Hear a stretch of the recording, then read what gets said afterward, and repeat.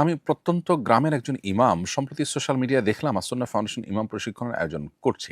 এ সম্পর্কে বিস্তারিত জানতে চাই। এখান থেকে বিশেষ করে আমরা কি শিখতে পারবো জানতে চাই। ধন্যবাদ সম্মানিত ইমাম সাহেব। আমরা মূলত এই প্রশিক্ষণের মধ্য দিয়ে একজন ইমামকে সমাজের প্রকৃত নেতৃত্বের আসনে আসীন হওয়ার মতো উপযুক্ত মানুষ হিসেবে গড়ে তুলতে চাই। একজন ইমামের যে পটেনশিয়াল এবং সম্ভাবনাময় দিকগুলো আছে সেগুলো তার সামনে আমরা তুলে ধরতে চাই এবং সেই সাথে সমাজ, দেশ এবং উম্মার প্রতি ইমামদের দায়িত্ব কর্তব্যকে আমরা আমাদের মতো করে তুলে ধরতে চাই এবং সেটা কিভাবে আদায় করবেন তার পদ্ধতিগুলো তাদেরকে জানাতে চাই। আমাদের ইমাম সাহেব ওলামায়ে কেরামের শরিয়ার জ্ঞান যথেষ্ট থাকলেও এই শরিয়া দ্বারা সমাজকে উপকৃত করবার জন্য যে প্রয়োজনীয় জ্ঞান বা ধারণা দরকার আছে সেটার অভাব এবং ঘাটতি অনেক ক্ষেত্রে রয়েছে। অনেক ক্ষেত্রে আমাদের অপার সম্ভাবনা আছে সেটা আমরা জানি না। সে বিষয়গুলোকে আমরা তুলে ধরার চেষ্টা করব।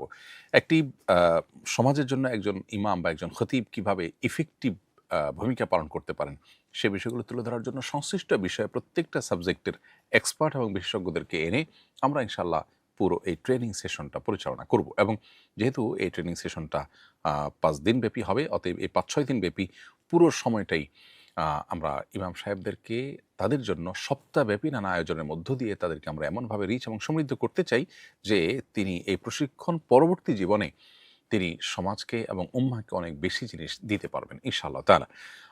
এখানে যেহেতু আসন সংখ্যা খুবই সীমিত, মাত্র ১০০ জন ইমামকে আমরা সুযোগ দিতে পারবো। অতএব যত বেশি পটেনশিয়াল মানুষজন আবেদন করবেন, আমরা তত বেশি তাদেরকে প্রায়োরিটি দেব ইনশাআল্লাহ বিইذনিল্লাহ।